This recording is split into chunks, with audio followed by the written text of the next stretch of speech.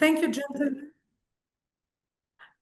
Just for your information, this meeting will be recorded and will be posted on YouTube after the session is over. So we will start the discussion now with the US-Iran talks. Obviously, a lot to talk about after the last few days. Now, definitely, US and Iran have concluded 5 rounds of talks since April in an attempt to negotiate a nuclear deal that replaces the 2015 accords. We have witnessed significant escalation in the past 2 days, indicating that things are potentially going sour between both parties. Trump has indicated that he was less confident about reaching a deal. He threatened that he could resort to warfare if the deal fails. We've seen that US personnel were asked to withdraw from the region. And of course, on the other side, Iran has in turn threatened to attack US bases in the region if the talks fail. Karim, we'll start with you. Can you give us some color on what is happening? Where do the talks stand at the moment, in your opinion? What is your reading of the latest developments? Is the withdrawal of personnel a choreography, a means to increase pressure, or does it really mean that there's an imminent attack in the region? And will talks resume on Sunday as initially planned, or do you see that those will falter out? Over to you. Thank you so much, Diana. It's wonderful to be with you all. Paul knows that 2 decades ago, I was a Fulbright scholar in Beirut. And so I have a very soft spot for Lebanon. And in fact, I see my old Arabic tutor is on the call, Randa. So I wanted to give her a shout out. So, you know, Diana, these talks, they've been happening for 2-3 months now. And the way they're discussed in the media, we go from speculation about an imminent deal to an imminent conflict. And right now, there's speculation about imminent conflict, given that the US has pulled out its diplomatic personnel from the embassy in Baghdad.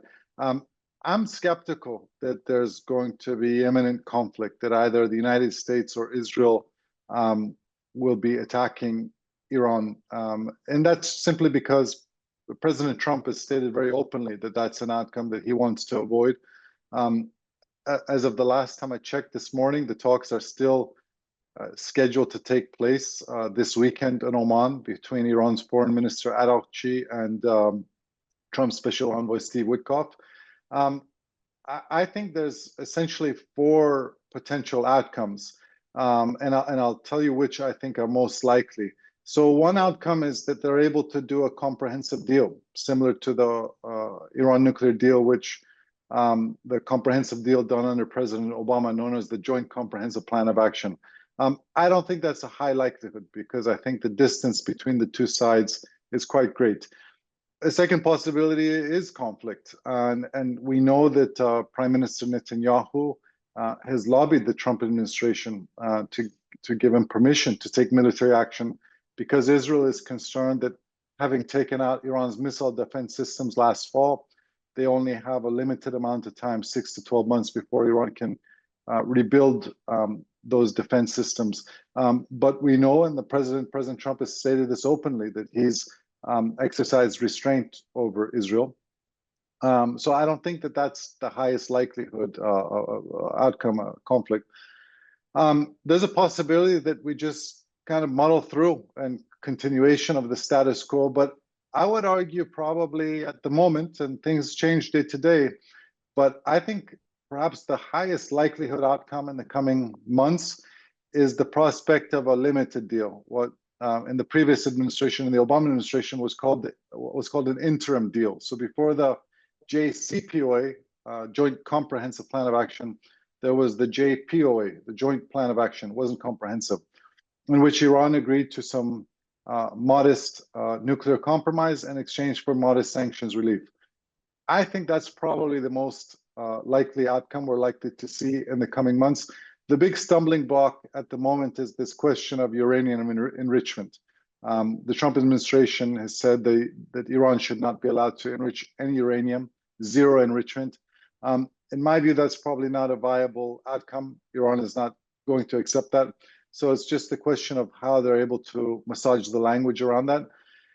And if that proves correct, what I just said, then the big question is, how does Prime Minister Netanyahu react to that? How do congressional Republicans like Tom Cotton, who've been very opposed to any Iranian enrichment, react to that?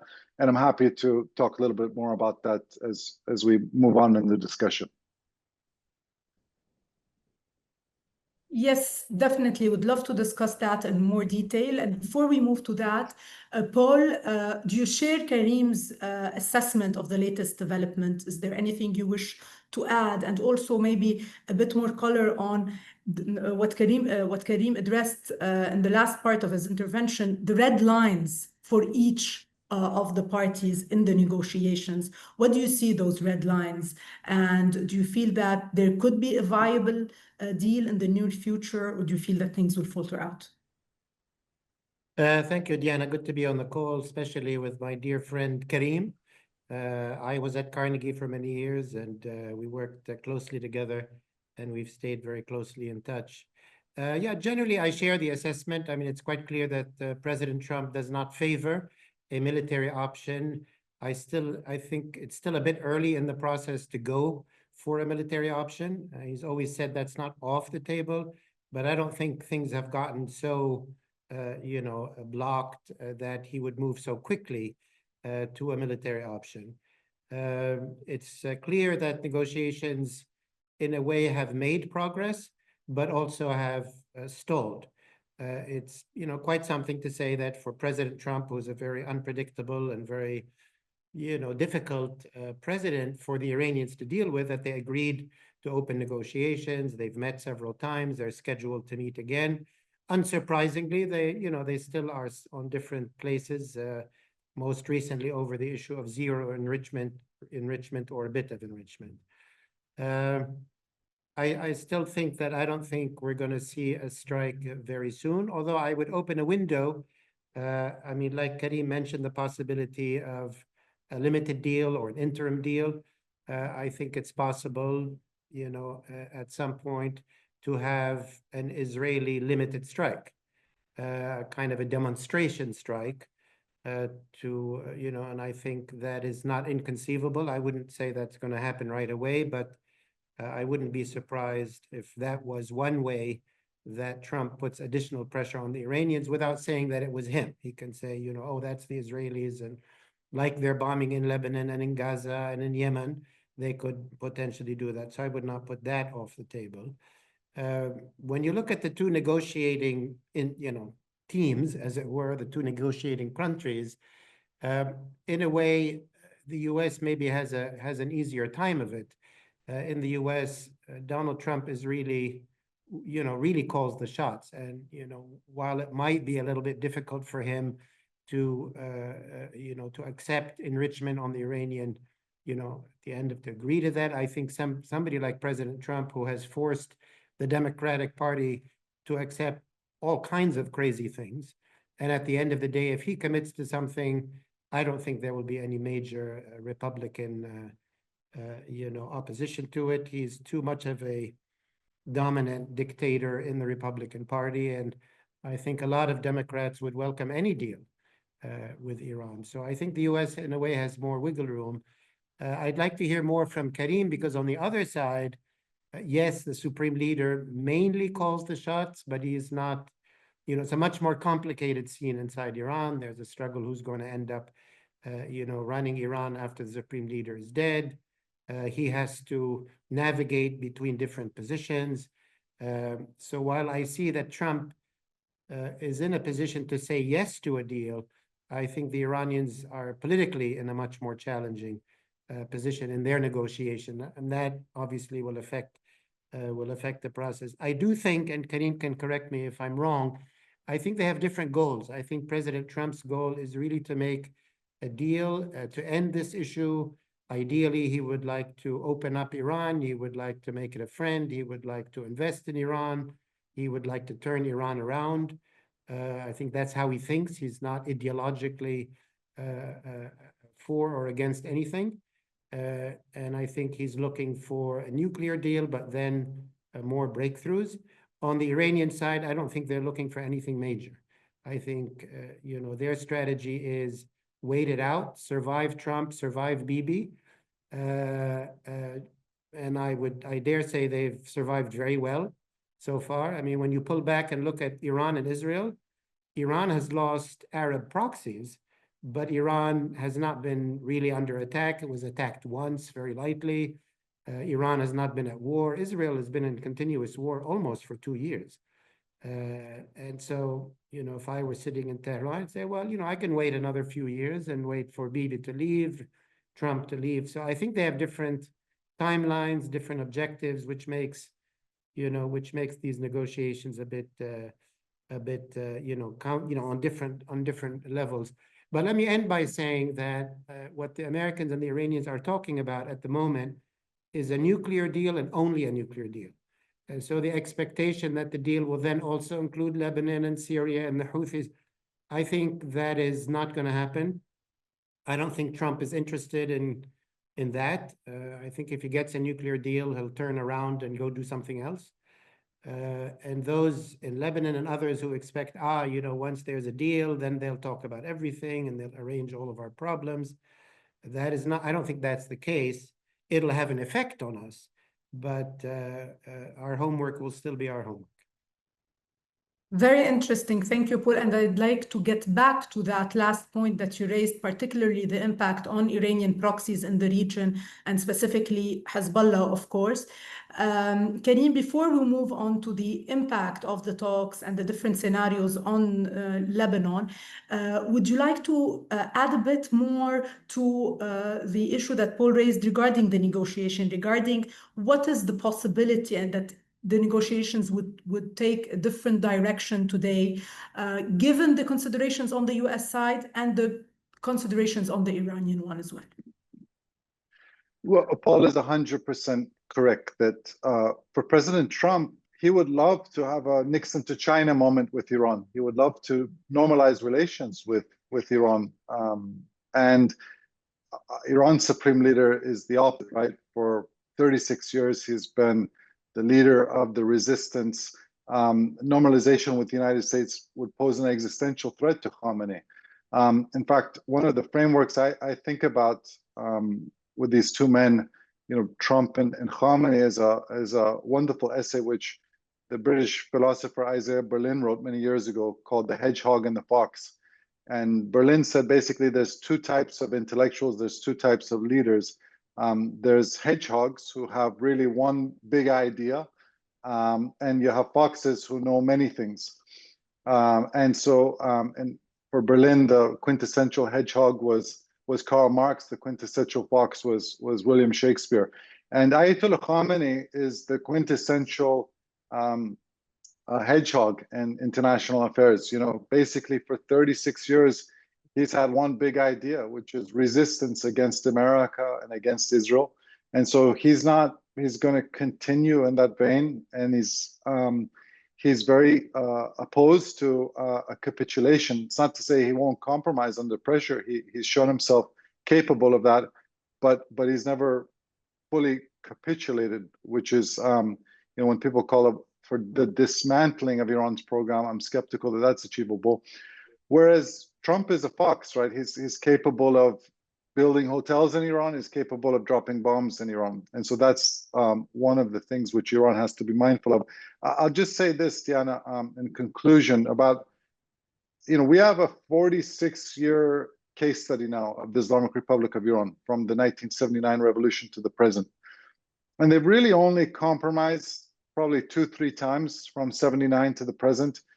And I would say the conditions under which they compromise, there's 4 boxes that need to be checked. Number one, they have to feel existential economic pressure. They don't currently feel that because it takes a while for sanctions to kick in. So in the first Trump administration, they brought them down, their oil exports down to about 200,000-300,000 barrels a day. Right now, they're still over 1.5 million barrels per day. So the sanctions and the economic angst takes a while to kick in. Number two, they need to feel a credible military threat. That exists right now. There is a credible military threat from Israel.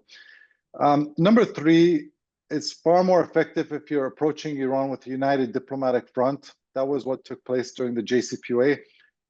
those geopolitical conditions are more difficult to recreate in 2025 as opposed to 2015, because China and Russia are more likely to side with Iran than they are with the United States. And then finally, you have to have those conditions I talked about: economic pressure, military threat, united diplomatic front. But you also have to give Iran a kind of a viable diplomatic exit. It would be wonderful to go for a maximalist goal, whether that's to totally dismantle Iran's nuclear program or totally eradicate Iranian influence from the Middle East. Those would be wonderful, but I don't think they're attainable. So you have to approach Iran with also kind of a concrete, viable endgame, which it's not yet clear to me whether the Trump administration has that. So, gentlemen, what I understand from what you both said until now is that we're looking at a scenario where both parties still want to go for a deal, where probably a scenario where we could get a deal with zero enrichment is a very far-fetched scenario, where a compromise on this is still possible, and that while a preemptive strike might occur, we're still not looking for a full-fledged escalation. Is this accurate? Do you agree? Okay, so Karim, one follow-up question here. Thank you, Ren, for raising your hand. We'll just finalize the discussion in 20 minutes, and then we'll open the floor for questions and comments, if you allow. Karim, a follow-up question to you. So where do you see Israel in all of this? Are the Israelis worried? What are the options that are open for them? Do you see them moving at all without any US consent? What's the margin of maneuver that Israel has in the upcoming period? Yes, so as I said, the sense of urgency that Israel has is obviously connected to the progress Iran has made on the nuclear front. You know, they're now enriching uranium to 60% purity, maybe a couple of weeks away from having enough fissile material for several bombs. Although if they actually wanted to assemble a device, a usable nuclear device, they're much further away from that, let's say 6 to 12 months. But so that obviously creates a sense of urgency. And then, as I mentioned earlier, Israel took out Iran's air defense systems last fall, and they feel that there's a limited window of time before Iran is able to, try to rebuild those systems. So that's the sense of urgency Israel has. And your question about whether or not Prime Minister Netanyahu would take military action against Iran without the support of President Trump, or the green light or yellow light of President Trump, is frankly one of the big questions which people are discussing in Washington these days. I personally am skeptical that if you have a US president, especially this Republican president, who insists to Israel to stand down, that he wants to give these negotiations more time, I'm skeptical that Netanyahu would defy that request.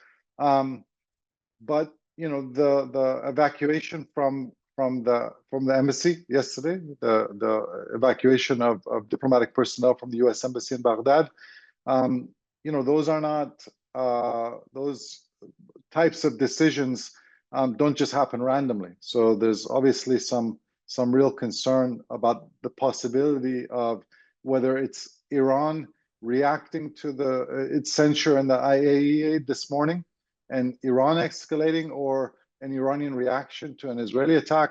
I think Paul put it well, that the scenarios I laid out are not necessarily mutually exclusive. You could have, Israel taking a tactical action, and it wouldn't necessarily preclude the possibility of talks continuing and the two sides also reaching some type of a limited deal. Thanks, Karim. Paul, before we move to the developments in Syria, can you please give us more details on what will the impact be of a deal or no deal on Lebanon and on Hezbollah specifically? You mentioned that a deal will not include the proxies. It will strictly be a nuclear deal. So what does that mean? for Lebanon in that case? And how will the issue of the proxies be addressed if not in the deal? Well, let me just say one thing. I mean, just to conclude the discussion on the scenarios, I still think that the most likely scenario is a deal where the U.S. accepts limited enrichment. I think Trump has room. He can set whatever goal he wants. He's interested in a deal. He's interested in kicking this issue 4, 5, 6 years down the road so that he doesn't have to deal with it again during his term. Obviously, he'd prefer zero enrichment, but I think he could move the goalposts and he'd sell it as a great victory, and his party would absolutely have to go along, and most of the many Democrats would go along. I still think that's the most likely scenario. What makes it less likely to me is the timeline and the negotiating team that Trump has. Trump is not an organized guy. Steve Witkoff is not a long-time experienced negotiator. Trump gets distracted, whereas the Iranians like to take their time, like to go through every detail. The previous negotiations took a long time. So anyway, without belaboring the point, I still think a deal is the more likely outcome. There could be a bit of bumps along the road, maybe a limited Israeli strike that the U.S. says it had nothing to do with.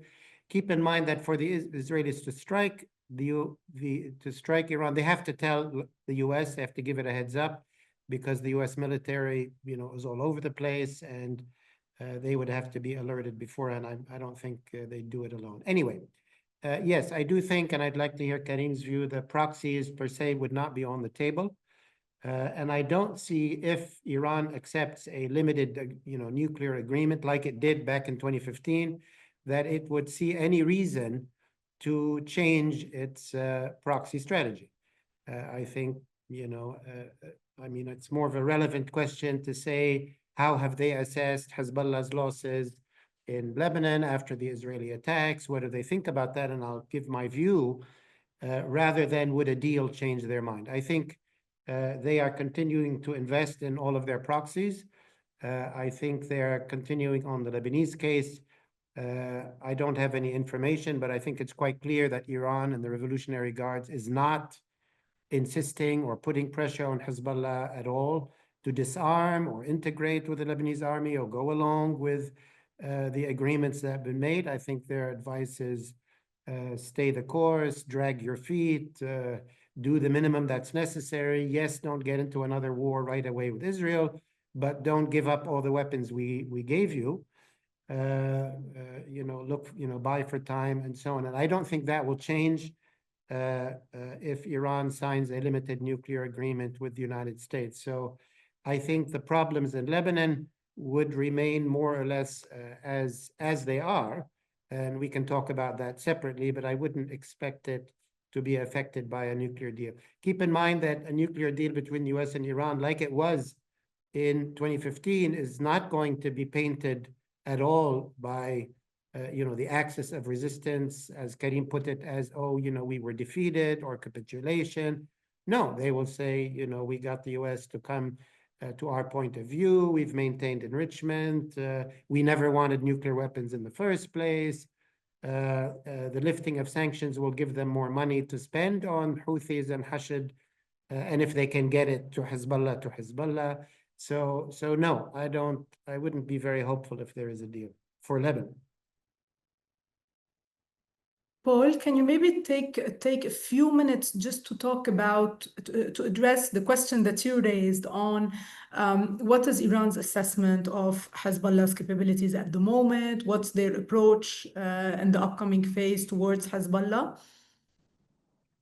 Yeah, well, and I'd love to hear Karim's views, but my assessment is, obviously Hezbollah has taken an enormous hit. Its major function for Iran, which was to deter Israel or the US from attacking Iran, that is gone. That has failed. That is not coming back in the foreseeable future.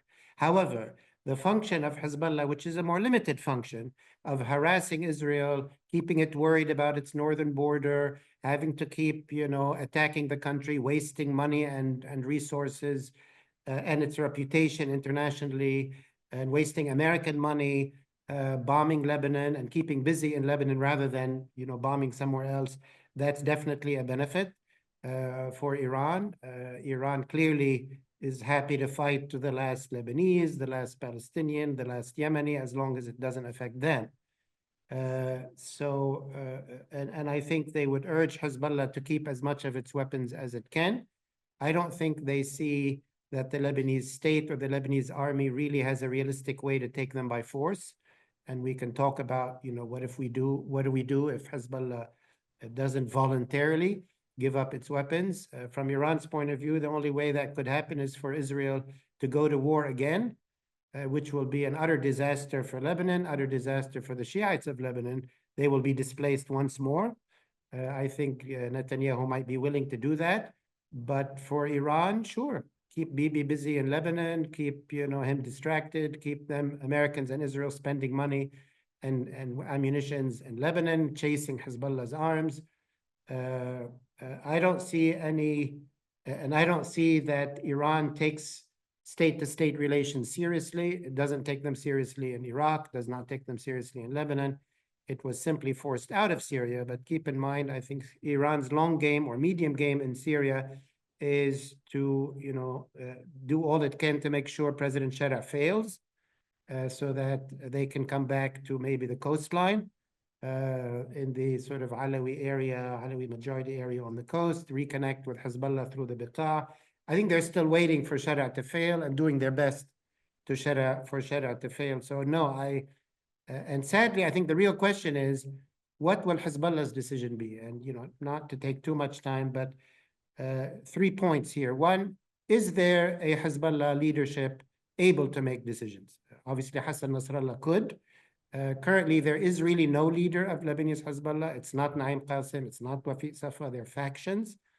So is there enough clarity in the Lebanese party, Hezbollah, for them to assess where they are and where they want to go? To my mind, I don't see that.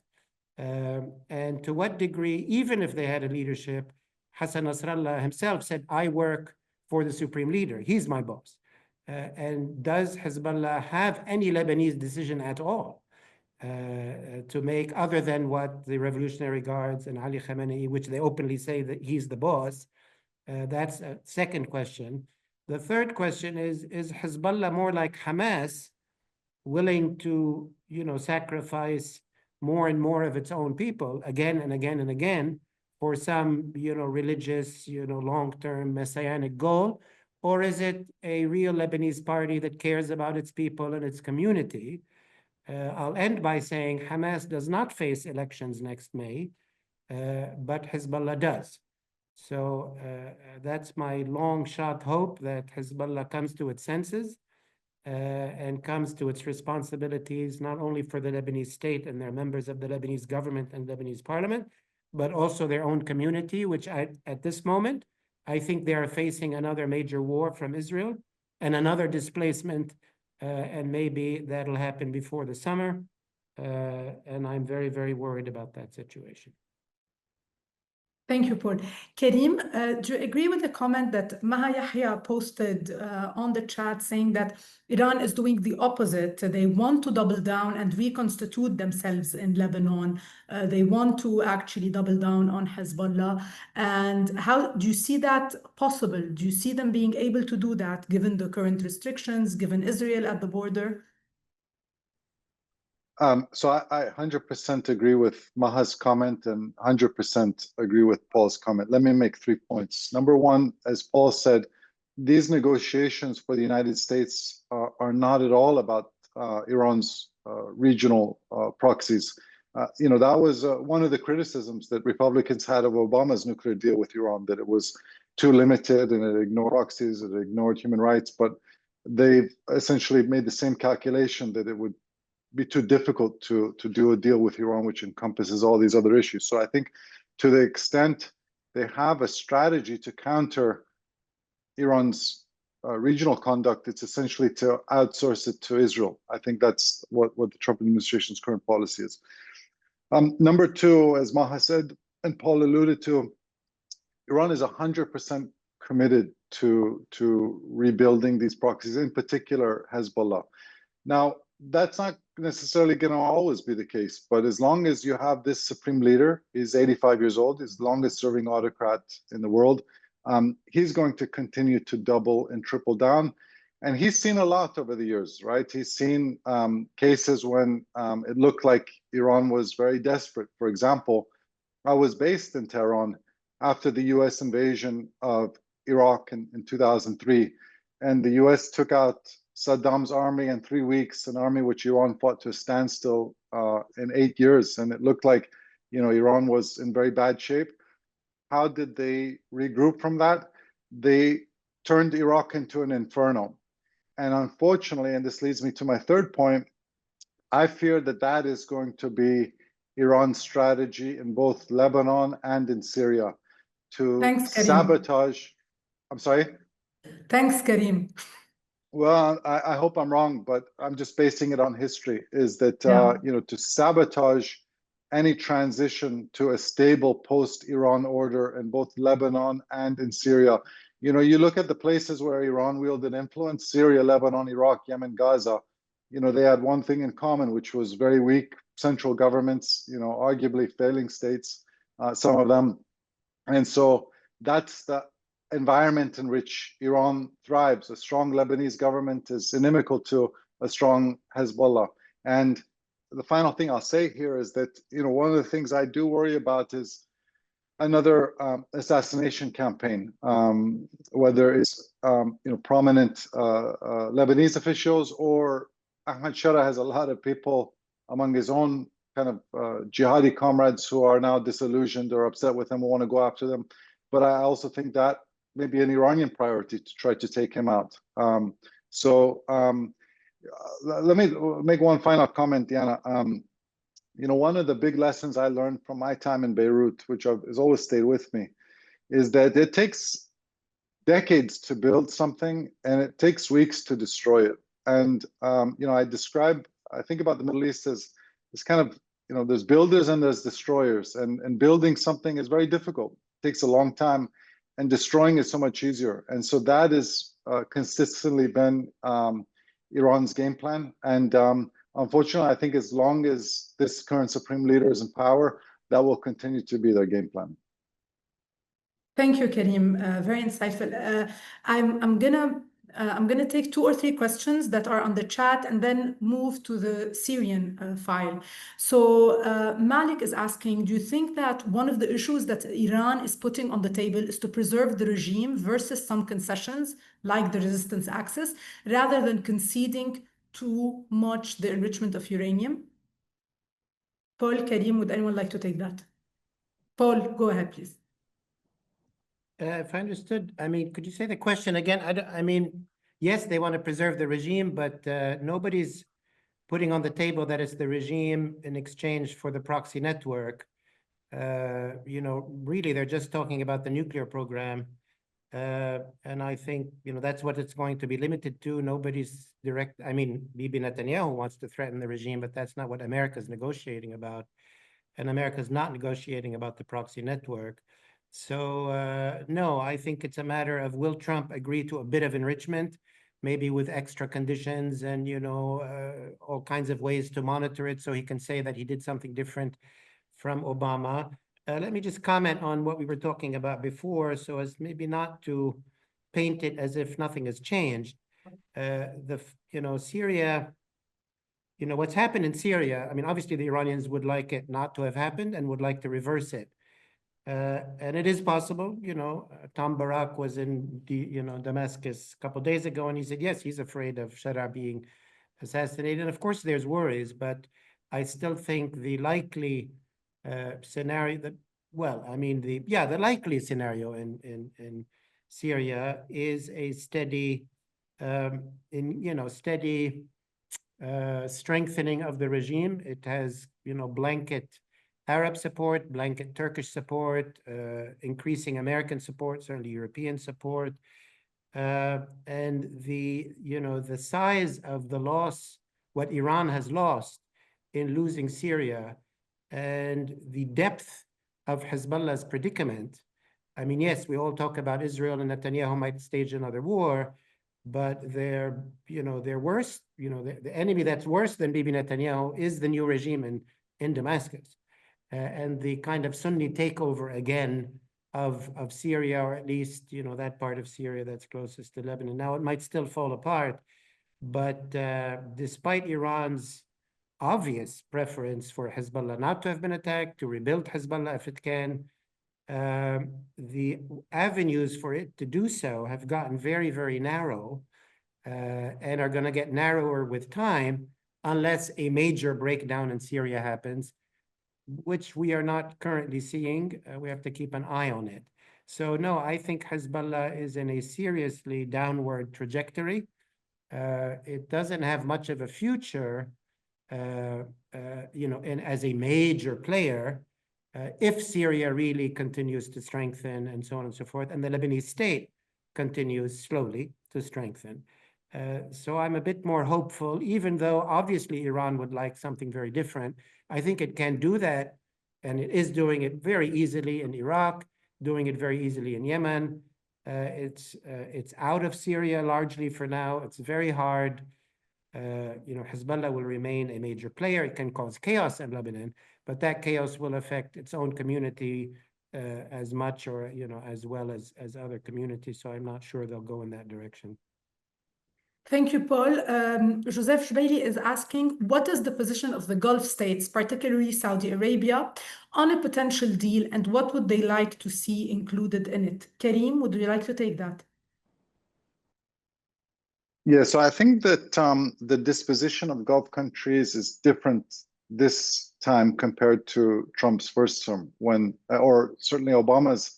They opposed the JCPOA because they felt they were betrayed by the Obama administration. They worried that the United States was abandoning them for aspirations of rapprochement with Iran. And then we saw in Trump's first term, they were willing to be the tip of the spear against Iran. But what they learned from that is that there was major consequences for them, right? Iran attacked Saudi Aramco. Via the Houthis, it went after civilian outposts, airports, and Saudi. It attacked the UAE. So I think this time around, it's not that the attitudes or the views of Saudi or Emirati leaders has changed toward Iran. It hasn't changed at all. But I think they realize that they need to deconflict, and because in the event of an escalation and conflict, they can't count on the United States to necessarily defend them. So I think from their vantage point, a deal with Iran, which is limited, which it curbs Iran's nuclear program in exchange for modest sanctions relief, that's something that they, that's an outcome they would probably prefer to military action, which could have major consequences for them because Iran could retaliate against them. Okay, thank you, Karim. Maybe one last question before we move to Syria. There is a question here on, doesn't it seem counterintuitive and counterproductive for the Iranian deal not to include anything related to the proxies, particularly that the latest developments in the region have shown that they are a huge threat in the region? I think we have addressed this, but if anyone would like to add anything, please let me know. Paul, would you like to add something? Yeah, I'm at the end of Trump's first term, I asked his national security advisor at the time, O'Brien, was at a dinner. I took him aside. I said, what does President Trump really want from the Iranians? And this was at a time when Mike Pompeo was saying, the 10 commandments and all kinds of conditions and proxies and this and that. And he said, Trump only wants 3 things. No nuclear weapon for Iran. Okay, that's obvious. I said, what about the missiles? He said, Trump's condition is Iran must not have missiles that will reach the US mainland. I said, am I hearing you correctly? No missiles only to reach the US mainland, not Israel? He said, he's the president of America. He ensures America's security. And I said, what's the third condition? What about the proxies? He said his condition to the Iranians is that the proxies must not harm any US personnel, any US interests in the Middle East, period. And that's what it was. So Trump, yeah, no, Trump is not going to do the business of all Middle Eastern countries and so on. He has limited bandwidth. He wants to address this nuclear issue because that is a major issue. Yes, would it be better if he put everything on the table from my perspective and maybe others? Yes, I wish, but that's not happening, and it's not unfortunately not going to happen. On the Gulf thing, I agree with Karim. I'll just add that in a way, the way the Gulf countries look at it is, most importantly, first priority, no war. They can live with the status quo, they can live with proxies, they can live with, because they've kind of made peace with Iran. Iran proxies are no longer attacking Abu Dhabi or Dubai or Riyadh or other parts of Saudi Arabia. So number one, no war. Number two, yes, if you can get a deal on the nuclear thing, that would, we're fine with that. If you can make a bigger deal, we would love it. Whereas Bibi Netanyahu is in a completely, he wants war first, and status quo last, and deal somewhere in between. So everybody's on a very different pages on this. Okay, so gentlemen, I understand from you that for Saudi Arabia, the priority is not to have a war, and they're kind of living with the situation as it is. They'd welcome a positive development with regards to a deal, but they can live with the situation as is. Whereas the Israelis obviously are annoyed by the situation as is, and they'd like to go first towards a war. However, they need to calculate that against US interests and wishes. Yeah, of course. Yeah, I mean, Diana, obviously it's much more than annoyed. I know you didn't mean it that way, but for the Israelis, yes, they continue to see this as an existential, two of Iran's proxies attacked Israel, one on October 7, one on October 8. In their view, tried to eradicate Israelis and Israeli civilians in Israel. So in their view, this is totally existential. Now, there's a difference of opinion in Israel as to whether a bit of enrichment they can live with or a bit of enrichment they cannot. That's where Bibi Netanyahu maybe is different than, there's other people who think a deal might be better than no deal. Then you get into details. And keep in mind, when you're talking about Bibi Netanyahu, he needs war, because the end of war means the end of his government, means the end of his life as a free man, means he's in jail. I mean, so we're dealing with a very special, not Israel only, but Bibi Netanyahu. Thank you, Paul.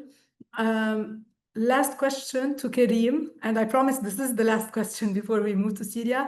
Ma is asking, how do you assess the possibility of internal strife in Iran?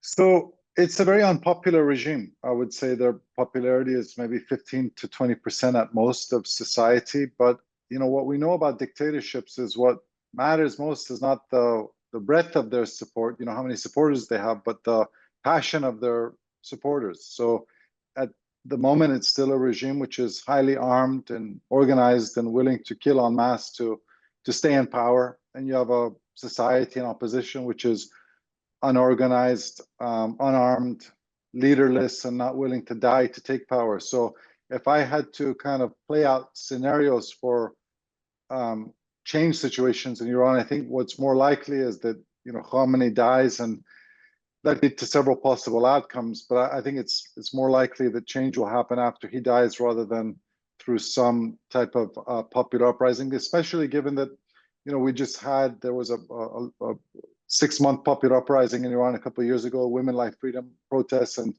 those were ultimately crushed. Then I just want to add one additional piece of context to what Paul was talking about earlier, when he said that Robert O'Brien, expressed what Trump's views were vis-a-vis Iran negotiations. The other thing to keep in mind for all of you, I know some people on the call, like Joseph, have lived in DC before. The Republican Party has changed. It's changed. The foreign policy is changing. And the traditional foreign policy hawks that we once knew, that's not the current Trump administration. The people who are on the ascent right now are, they would take umbrage to the term isolationists. They would perhaps label themselves restrainers or non-interventionists. But those are the people on the ascent right now. The hawks have been purged from the White House. could potentially be purged from the State Department. And if you recall Trump's speech in Riyadh a couple of weeks ago, the biggest applause line was when he criticized regime changers and nation builders. So I think that just emphasizes Paul's point that, for Trump, it's spreading American values or doing nation building in places like Syria and Lebanon, are not priorities for him, or even, meaningfully countering Iran's regional conduct. I think, as I said, they'll perhaps give Israel a free hand to do what they want, but I don't see, at the moment at least, any U.S. strategy toward, countering Iran's regional ambitions. Thank you, Karim. Very useful indeed. Paul, if we want to move to the Syrian developments today, I mean, obviously, Syrian President Ahmad al-Shari''s visit to Riyadh last month was a major milestone. He met with President Trump, who thereafter declared that sanctions would be lifted on Syria. President Trump also mentioned that he encouraged the Sharia to join the Abraham Accords. Where do you see al-Sharia heading towards, and how will this impact Lebanon? And also, we know that there are many regional players here that are very much involved in Syria. What is Turkey's position, and what is Saudi Arabia's also position, and where would they like to see Syria heading also? Well, I mean, President Sharia has made, the best start of somebody who came from a very shady organization, taking over a completely collapsed state, a completely collapsed economy. And when he took over, Israel destroyed his entire army and occupied part of the south and pulled away one of the communities, or tried to.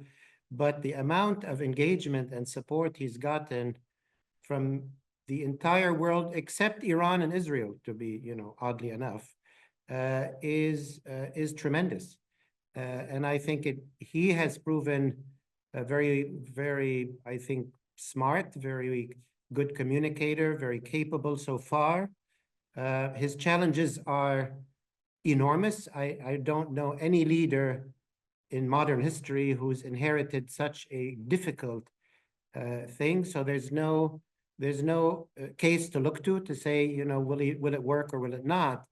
But the takeoff he's had, and I don't want to compare, but in many ways, the new Syrian government seems to be gaining more momentum than our government. I mean, and we'll come to that. So I'm generally, given the extent of support and real engaged support, and when you talk about Turkish support, Turkey is present in Syria. The Americans have worked with Sharia for many years. They cooperated in the war against ISIS. They know him well. I think the nomination and the visit by Tom Barak is a very important one. Tom Barak is an old and dear friend of Donald Trump. So you're really picking, a very, very top, person to Trump. He's also originally, of Lebanese origin. So I think he gets it. He understands more than, your standard American envoy would. And what he said, and the level of comfort and engagement, and what he said about Sharia, the arrangement that apparently the Americans and the Syrians came to as to how to deal with the foreign fighters among HTS is quite remarkable. The US has been the main player not negotiating, but working with the Kurds, the SDF, to make progress with Sharia. It's the Americans who are pushing that and mediating with that, and now with Tom Barak in the picture, and now he's also the envoy in Turkey. I'm hopeful that the Kurdish Sharia situation will be resolved. That's a big one. The SDF is the only army really outside. Yes, there's a Druze area and there's disgruntled Alawis, but the SDF has an army. And so I think if they make progress on that, Syria will be more on its way to unity. And I also, when I pull back and look at Lebanon, one way I think about it, if this version of Sharia, who is closely working with MBS, MBZ, Erdogan, and Donald Trump, if that Sharia, unifies Syria in that version of Syria and succeeds, then we can't help but succeed. We will therefore be in an environment which one, Hezbollah really can't do much. Maybe they won't give up their weapons this year. Maybe, you know, they'll drag their feet. Maybe there will be some internal troubles. But the level of isolation that they will be under will be very severe.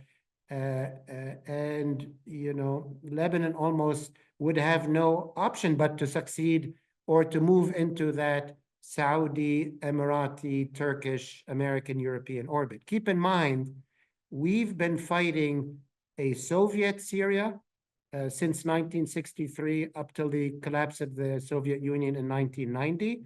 And after that, we were fighting a Syrian, Iranian Syria from 1990 to 2025, which is 35 years. And before that, almost 30 years. So more than half a century, we've been fighting a Syria which is profoundly and completely opposed to Lebanon's independence, Lebanon's existence, Lebanon's sovereignty. So if we have a Syria which is profoundly different on all of those scores, then we are in much better shape. And if Syria fails, then we're in a that's very difficult for us. Thanks, Paul. Karim, do you agree? Would you like to add more details to what Paul has already stated? And do you feel that the regional and international actors who are today involved in Syria are aligned? Do you feel that there is misalignment somewhere, or do you feel that they are aligned and that they all want to see Sharia succeed? Of course, we are excluding here Iran and Israel, who obviously have an issue with Syria as it is today. Well, I would just emphasize what Paul said, that Ahmed Sharia is really, first of all, he's one of the most interesting, I think, Middle Eastern leaders to emerge in many years. And second, he's in an incredibly difficult position because you know, there's a quote from Hannah Arendt that I've always liked, which is that she said every revolutionary becomes a conservative the day after the revolution. So because suddenly you have something you've attained which you want to preserve. And so for 2 decades he was a jihadi, ISIS, Al-Qaeda, and now he's wants to be a leader, and he knows that if he wants to be a successful leader and rebuild Syria, he needs U.S. sanctions removed in order for Gulf countries to invest. And in order to do that, he has to maintain moderate views towards whether it's religious minorities or toward Israel or towards the issue like women's rights. And doing so is going to alienate his long-time Hadi comrades. So I agree with Paul that I think in some ways, you know, we have a vested interest in his success, but it's going to be a very, very tall order. I think, Diana, I just would like to respond to one of the questions I see in the chat, which is from Nada, I believe. Nada. Nada, yeah.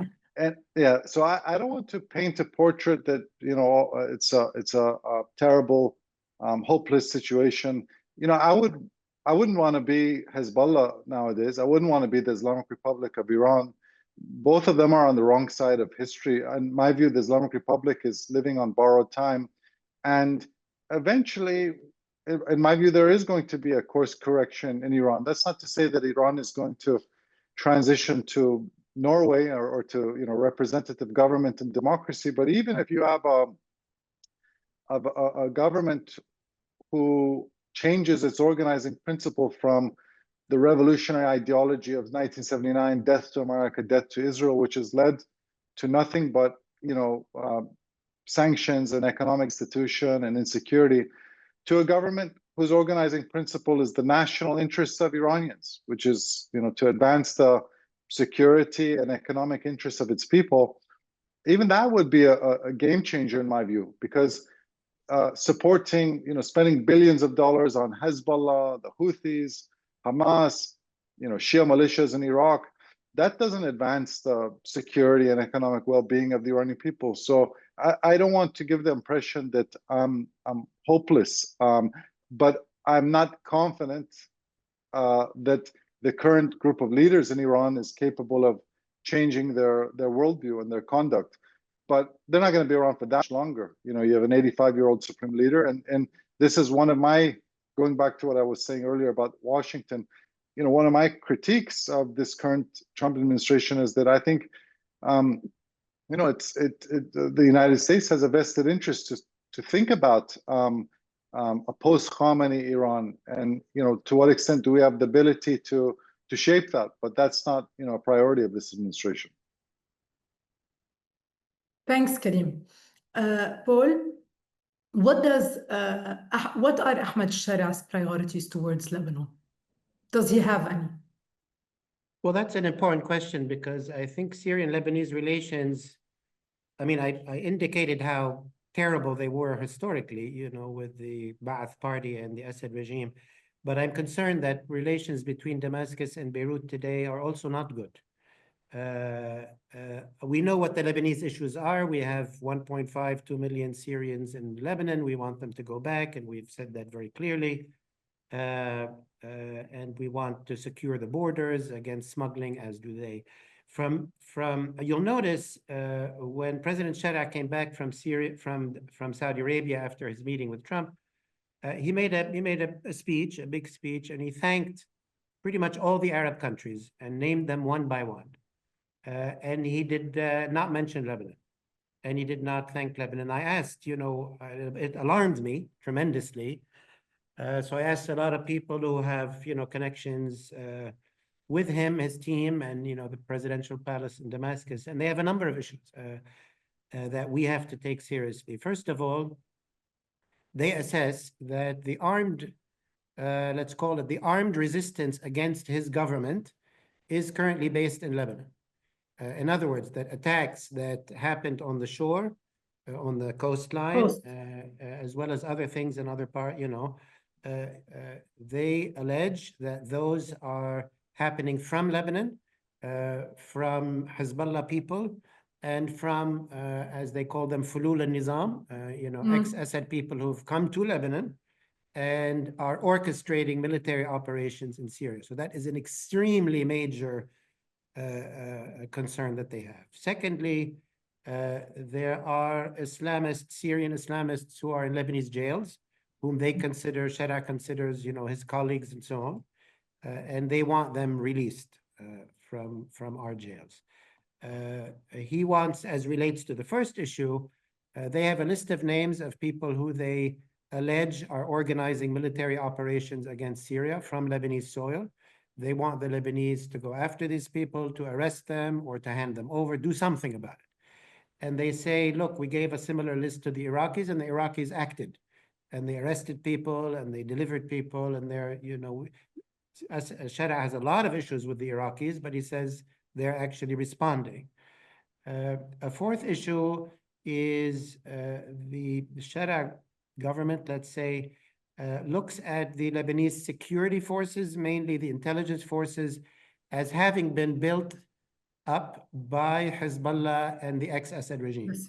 They don't trust those security. You know, that's what they're saying, and that these are you know, intelligence agencies built up in a previous time, and so they want from us to do more of a cleanup job to really get these agencies under control.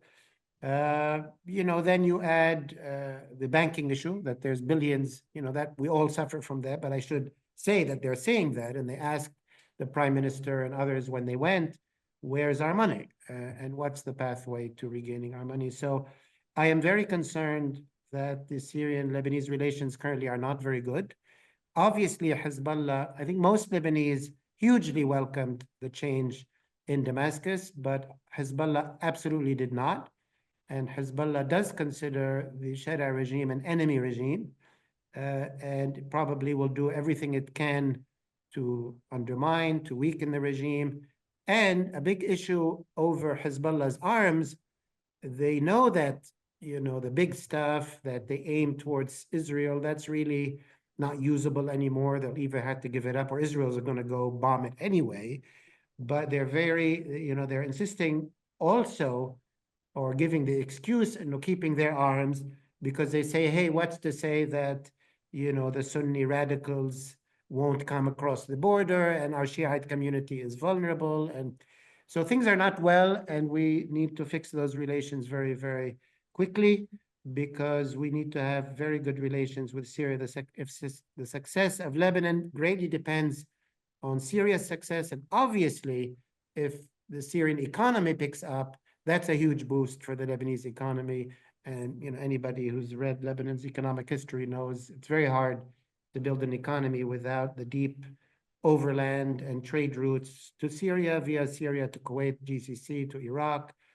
This is a huge opportunity for Lebanon, and we shouldn't get it wrong. We shouldn't end up being an adversary regime to the new regime in Syria. That would be a disaster.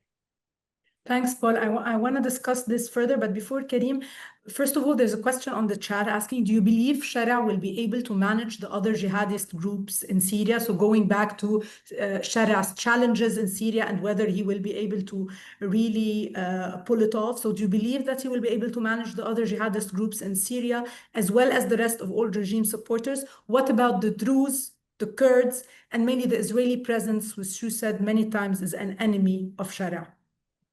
Let me, if I may, quickly, before Karim chimes in. What concerns me more is that Sharia has put all of his radical people, the HTS people and some allied people, in every position of power in the Syrian government, in the Syrian syndicates, labor unions, universities, clinics, schools. That's what concerns me. He's not dealing them out, he's dealing them in. And, yes, and, at the same time, he is being open, but he has done a kind of what the Ba'ath Party did. The Ba'ath Party is gone, but the HTS party now dominates everything. That is a much bigger concern to me.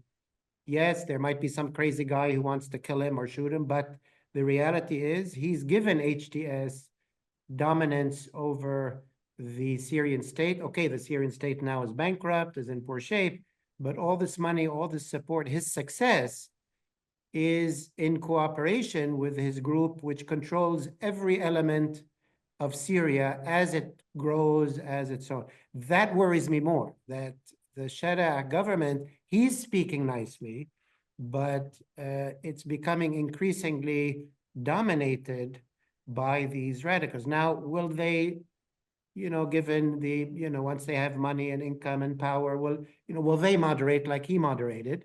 The quote from Karim is appropriate. The Ba'ath Party was a very radical ideological party, but they ended up, interested in making money and corruption and so on.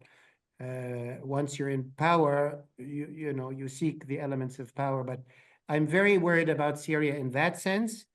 But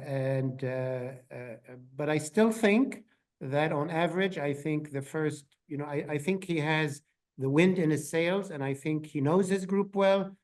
He knows the international community. I think he's proven to know them very well. He knows Israel well, and he's being very careful.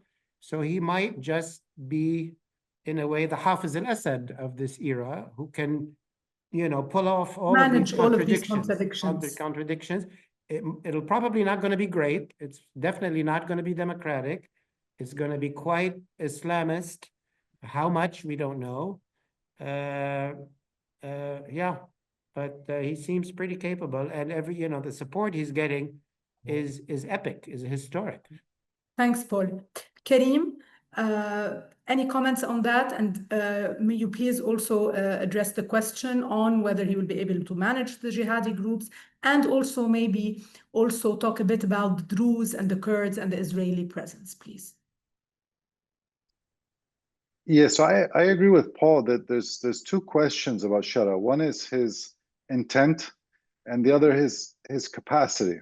I've never met him, but I've spoken to many people, including Gulf leaders who spent a lot of time with him, who are convinced that he is no longer, his vision for Syria is not to be like the Taliban or to be like ISIS or Al Qaeda. He's someone who has genuinely evolved. So that also strikes me, that I don't question his intent, but there is a big question about his capacity and his ability to continue to have the loyalty and allegiance of some of these second and third tier commanders who are ruling in different provinces. You know, when he first came to power, I was reminded of Ayatollah Khomeini, because Ayatollah Khomeini, when he was in exile, especially the last year before the revolution happened, if you look back at Khomeini's interviews, you know, he's talking about women's rights and democracy and all of these nice things. And as soon as he consolidated power, he did exactly the opposite. They enforced mandatory hijab. They started to kill en masse, imprison en masse. And Shara hasn't done that. So that's why I say I don't question his intent. I do question his capacities. And you know, again, I worry that, as I said, it's so much easier spoiling is so much easier than building in the Middle East. And so whether it's his own disgruntled former ISIS and Al-Qaeda commanders, or Iran, you know, acting through those types of folks, you know, he, as Paul has said, is in a very difficult position. And I wish him well, because you know, I think for Lebanon, it's critical that you have a stable Syria.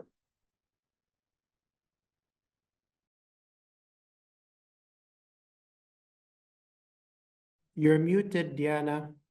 Thanks, Karim. Do you agree with the comment that Malik put? It means a new dictatorship is replacing another one?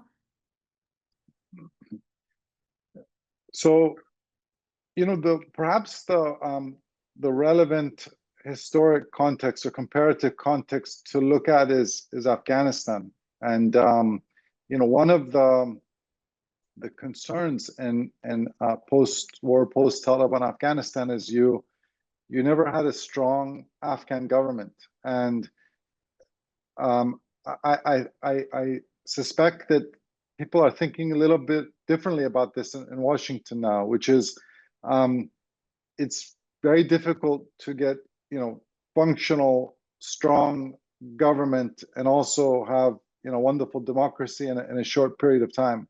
And so I don't think certainly people here in DC are going to push for him to be more democratic. Certainly the Gulf countries are not going to push for that. And so, you know, hopefully a more representative system. I think by definition, it will likely be a much more representative system than the Assad government, and that, you know, the Assad government was an Alawite minority ruling over a majority. But I don't think any of us today are saying that we believe that Syria is going to transition into liberal democracy. Thank you, Karim. We have almost 15 minutes left, and I'd like to dedicate those to really discussing the repercussions of all of these developments on Lebanon. We've already touched upon this, but I'd like to go more into details. Paul, I'd like to continue the discussion we started on the relationship between Syria and Lebanon, and reverse the question this time. What do you believe the priorities for Lebanon, the Lebanese priorities should be vis-a-vis Syria? What should our policy priorities be in that sense? I also want to note that René Malik has noted that the bits and pieces that he had heard from the new Syria suggested they are still of the opinion that Lebanon is part of Syria. He does not share any positive opinion on this front. So, Paul, what should Lebanon's policy priorities be vis-a-vis Syria? Well, one, I think a priority should be to have good relations with President Shara and the new government as a matter, as a goal, as a major goal, and to devote time and energy to that. I know the Prime Minister has gone. The President has not directly, as far as I know, met with President Shara. I am similarly concerned that the Syrians have not sent any of their people to Beirut. So there's this coldness, I would say, that is not good for Syria, not good for Lebanon. We should be aware of it, and we should work on it. And keep in mind that Hezbollah and the Thunai, if you want to call them that, don't want that. They don't want us to have good relations with Syria or this Syria. So we should be aware of the internal challenges. Our priority is obviously the refugees, as always is the case. Yes, that is a major priority. We need to work with the new government in Syria and the Gulf and the international community to see what reconstruction projects, where, to encourage more and more Syrians to go back to Syria. In order to do that, you have to have good relations with the new Syrian government. You cannot do it blindly. That is a major interest for Lebanon. A very joint interest between Lebanon and Syria is that both of us want to secure our borders. Our borders from the Lebanese side are not secure enough. The Lebanese army is doing its utmost. It has limited resources, limited manpower, very little money, getting a lot of support from the United Kingdom and from other friends to secure the Lebanese-Syrian border, but it needs more help, and that needs more effort. The Syrians are trying to secure their border as well. Their army has been, again, destroyed as well. They have no money themselves. So it's difficult for both of us. And I think the international community and the regional community can help both Syria and Lebanon jointly control their border. That will answer our own concerns that there's not smuggling coming in from Syria to Lebanon, either regular smuggling, like, money and drugs and this and that, or arms and guns to Hezbollah. Those are things we care about. And we can then reassure Syria that Hezbollah and others are not smuggling or doing things across the Lebanese-Syrian border that hurt Syria. So securing the border is a very, very major issue. Beyond that, there's the issue, as I mentioned, Syria is concerned about some of their people in Lebanese jails. There's the issue of the Lebanese banking system, which we're trying to address in general. This government is doing its best to do that. Otherwise, if we go past the negative, then the positives are enormous. I mean, and effectively, it's the economic positives are huge for Lebanon. In the meantime, we have to secure control of our airport, secure control of our port, get the port working again, get Tripoli port working, because that will be a major port for Syria, get the Layat airport up and running, as the government is trying to do. That will be a major sort of cargo point, and maybe even civilian aircraft. So the positives between Lebanon and Syria are tremendous. The negatives are limited. We can deal with them.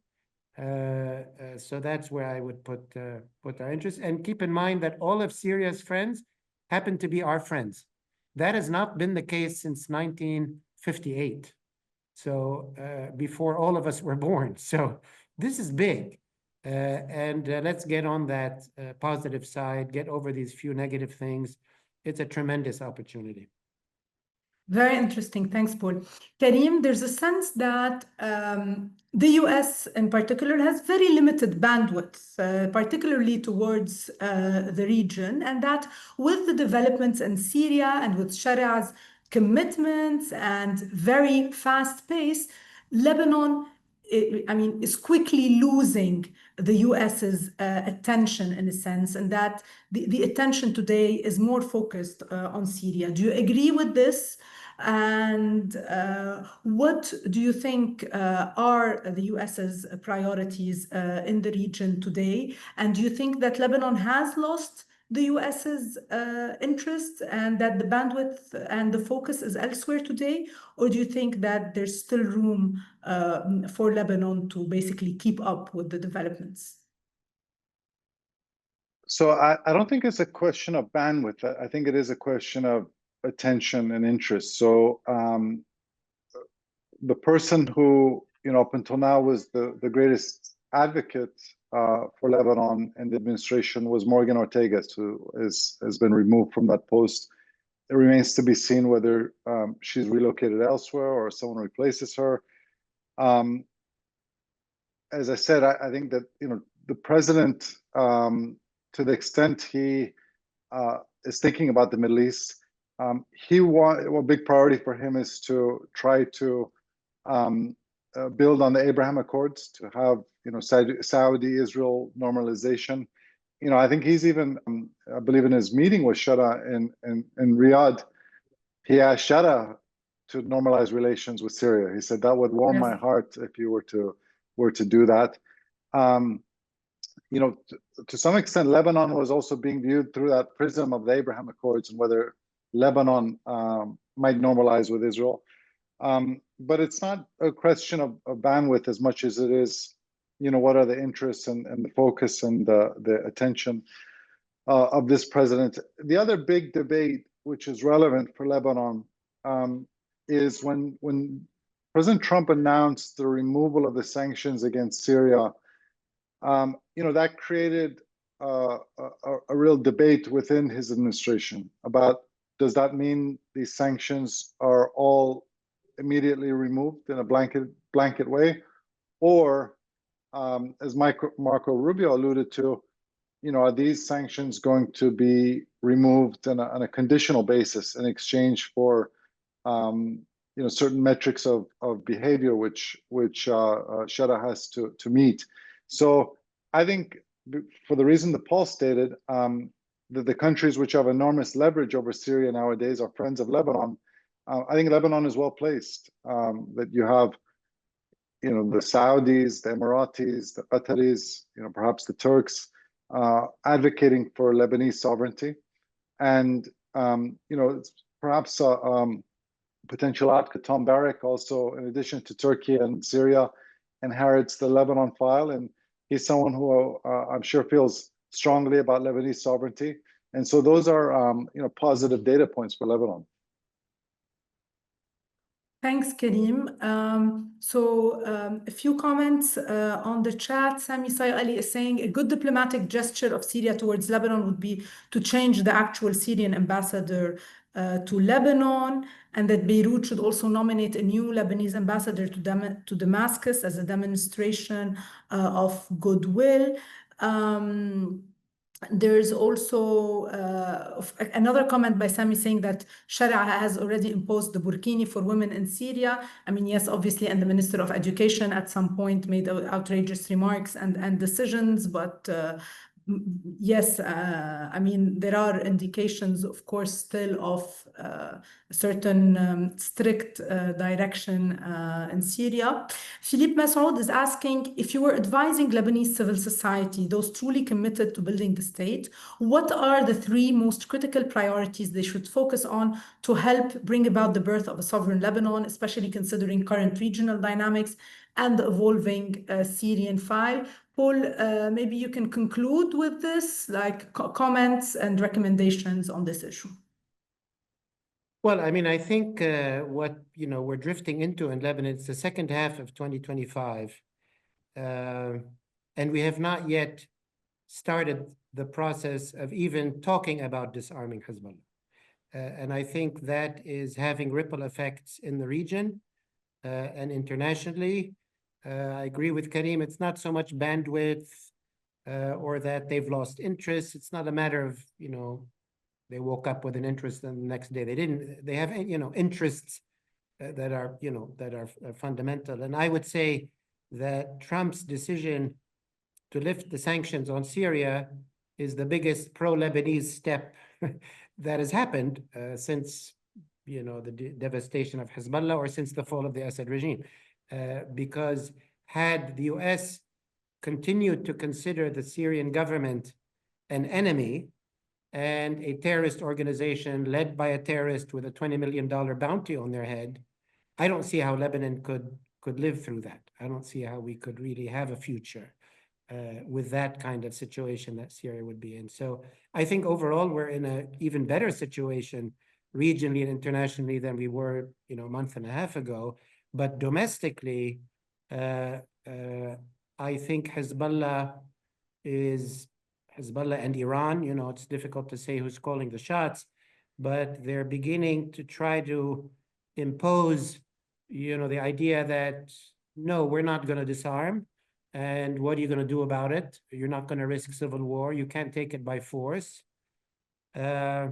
Now, Israel knocked on the door a few days ago and said, well, okay, if you don't disarm, I can resume the war. And I already talked about that I think there's a very high risk that Israel will resume its war on Hezbollah and destroy anything and everything it thinks that is still there. And I know they know, and they think there's a lot still left.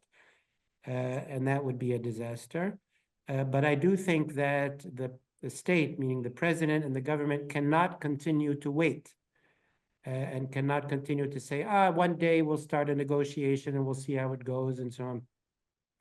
I think the Rubicon has to be crossed. I think the president has to make a determination and to insist that Hezbollah come to a table and reject their excuse that we all agree that Israel should leave the 5 points. We all agree that Israel should not be bombing. We're in agreement on that, but that does not mean that Hezbollah does not have to discuss its obligations under the Lebanese constitution, the Lebanese state, the agreement that it agreed to. It has to begin, and the president must take that initiative, or else he will lose credibility in the eyes of the Gulf countries and in the eyes of the Americans. And if he loses credibility, the Lebanese state loses credibility. So far, he has had enormous credibility that has helped Lebanon tremendously in the Gulf and in Europe and in the US, that when people meet with him and also meet with the prime minister, but obviously the president is more in charge of the security file than the prime minister. He has to take action. That is my view. Action does not mean send troops. No, it means begin the process of laying the plan for Hezbollah to begin discuss, and by the end of the year, beginning handing over something. Right now, they're saying we're not going to give up anything. We're not going to talk to anybody. And the state seems to be like twiddling its thumbs. Now, what can civil society do? I would say, maybe its role is limited other than expressing that view and encouraging the president and the government to go in that direction. However, we all know that there are parliamentary elections coming in May. This is not a session about that. But if civil society has one job, it is to get into political society and to address the Lebanese public. The elections are wide open. These are open elections. They're proportional representation.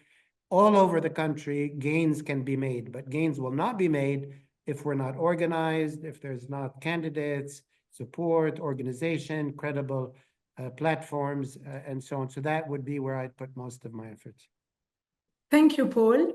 Karim, to wrap up with you also, we've talked a lot about the risks, of course, that Lebanon faces, and we've talked about opportunities with Syria. To summarize this, what do you see are the two biggest risks, regional risks that Lebanon faces, and what do you see are the two biggest opportunities that we face with all the regional developments taking place? Thank you, Diana. And let me thank you all for inviting me, Philippe, Diana, Paul, for making it happen. Let me leave you with kind of one thought based on what Paul just said, which is, and this is something I've shared with Paul before. Another observation which has always stayed with me was an observation which Henry Kissinger made in his memoirs after he left government. And he said that before he served in government, he was a professor at Harvard, and he thought that the individual didn't really matter that much in history, and nation states just follow their natural interests regardless of who's in power. And he said that after he served in government, he reached the exact opposite conclusion, which that it's the individual actually has a profound impact on history. And I think just emphasizes what Paul said earlier about, history is not, I know in our part of the world, there's a fatalism which often exists. Well, things will never change as long as America doesn't allow it or Israel doesn't allow it. But, the best example to counter that is that weeks before Bashar Assad fell, the US government was actively talking about how they can re-engage with Assad. So you see that, people's agency matters profoundly. My hope is that in addition to Lebanese civil society showing agency, that you start to have some leaders within the Shia community step up and say, listen, what has this group brought us apart from just ruin, and to show some real leadership. In terms of the risks and opportunities, the biggest risk is what I said earlier, that Iran sees its interests in just creating chaos and civil strife in Lebanon and in Syria, similar to the way they did it in post-Saddam Iraq. And unfortunately, as I keep saying today, destroying a lot easier than building. So that's the real risk I'm seeing. And in addition to that is conducting assassinations. The opportunity for me, and I'm biased, so I'm looking at it through my own lenses. I'm skeptical that we will see sweeping change and meaningful, lasting change in the Middle East, so long as this Iranian leadership is in power. That's the bad news. The good news is that I don't think they're not going to be around that much longer. That's, as I said, not to say that you're going to have Iran transition into Norway, but this 85-year-old supreme leader is not going to be around that much longer.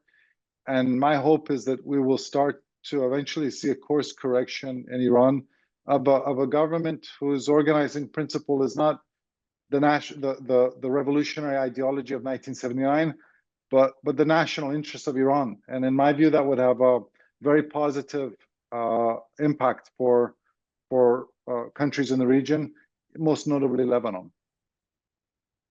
Thank you, Karim. Thank you, Paul. And thank you, everyone, for attending a really interesting and engaging session. We'll hope we'll have another discussion very, very soon. Thank you, gentlemen, again, for speaking to us today. And thank you for everyone attending. Thank you, Diana. Thank you, Philippe. Thank you, Karim. Thank you. Salamat. Bye, everyone.